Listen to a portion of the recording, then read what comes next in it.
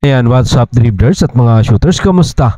Kamusta po kayo? Pinabulaanan nga po ng PBA ang naging pahayag ni Coach Chot Reyes na double standard ang patakaran sa pagtawag ng technical sa PBA. At inamin naman ni Coach Tim Cone na broken play ang tira ni Japet Aguilar na nagbigay sa kanila ng isang manipis na panalo laban sa Blackwater Posing. Tara, sama-sama po nating pag-usapan talakayan yan matapos po akong maglambing ng isang like, share, comment down below, and don't forget to subscribe and hit that notification bell button para lagi po tayong updated sa ating pong mga video at lahat po ng ating shoutout na sa dulong bahagi lang po ng bidyong ito.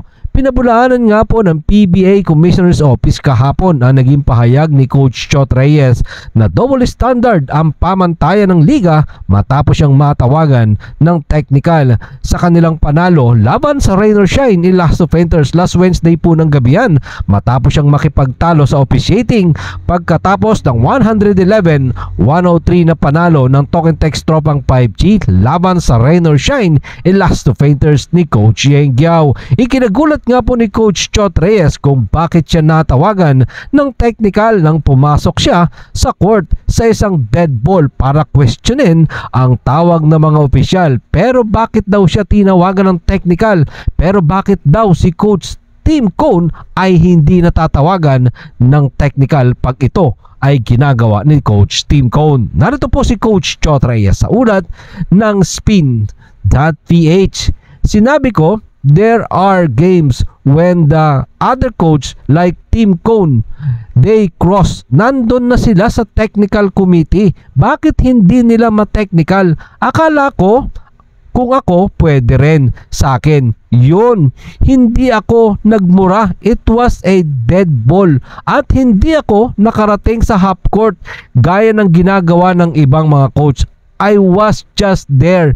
Medyo nasa half court lang ako. Pero inaasahan ko na magbibigay ng warning. Yan nga po ang sinabi ni Coach Chot Reyes. Pero sinabi nga po ng PBA Commissioner Willie Marcial na malinaw ang kanilang mga patakaran pagdating sa mga reklamo ng mga coach sa mga laro at pare-pareho naman daw ang mga tawag ng referee at sa mga ganitong klase pong sitwasyon. Narito naman po naging paliwanag dyan ni PBA Commissioner Willie Marcial sa ulat pa din po yan ng Spin.ph. Yes, dead ball, consider game in progress pa rin. Yan nga po ang sinabi ni PBA Commissioner Willie Marcial sa tanong na pareho lang ba ang patakaran sa ibang dead ball situation. Sa tinanong, ito nga po si Commissioner Willie Marcial kung bibigyan nga ba ng parusa etong si Coach Chot Reyes.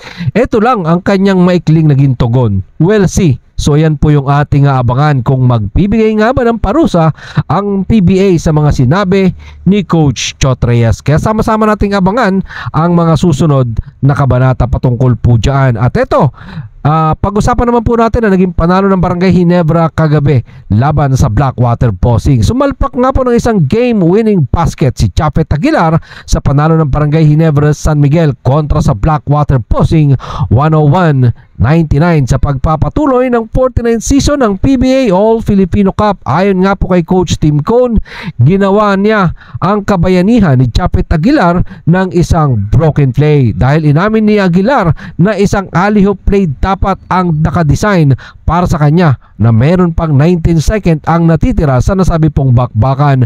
Pero ang nangyari, isang corner jumper mula sa pasa ni Scottie Thompson at inamin ni Coach Tim Cone na sadyang magandang ipinakitang performance ng Blackwater Posing. Narito po si Coach Tim Cone sa ulat ni Cherry Ramos sa Spin.ph. Siyempre, nangyari. Magandang ginawa nila ng bossing para sa depensa.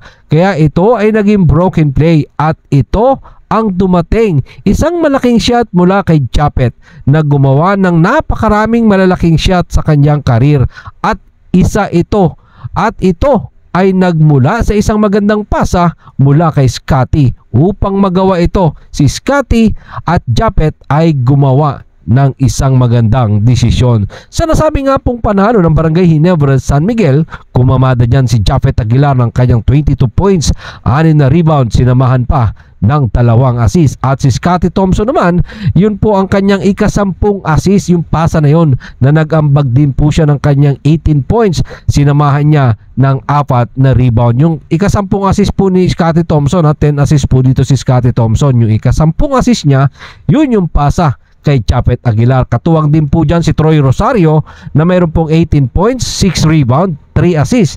Jamie Malonzo, double-double performance din ito sa kanyang 15 points, 14 big monster rebound. Sinamahan pa ng 5 assists. Si Stephen Holtz, maganda rin ang ipinakita. Meron po siyang 13 points, sinamahan ng 8 rebound, 4 na assists. Si Archie Barrientos, meron ding 8 puntos, 4 na rebound at 4 na assists. Sapat nga po mga numerong yan para bigyan ng 5-2 win-loss record ang crowd favorite na Barangay Ginebra San Miguel, kasi kailangan po nila ng panalong yan dahil medyo mabibigat na ang mga susunod nilang assignment. Nandiyan ang defending All Filipino Cup champion na Meralco Bolt sa May 30. Makakatapat yan ng Barangay Ginebra San Miguel. At susunod sa June 1, eto pong Magnolia Chicken Templados at ang nakalaban nila sa nakaraang PBA Commissioner's Cup, ang tropang 5G, June 8, at ang huli nilang makakasagupaan ang Rain or Shine Elasto Painters sa June 15. Lahat po iyan ay 7:30 PM. Sa 4 na laro na yan, kailangan ng Barangay Ginebra San Miguel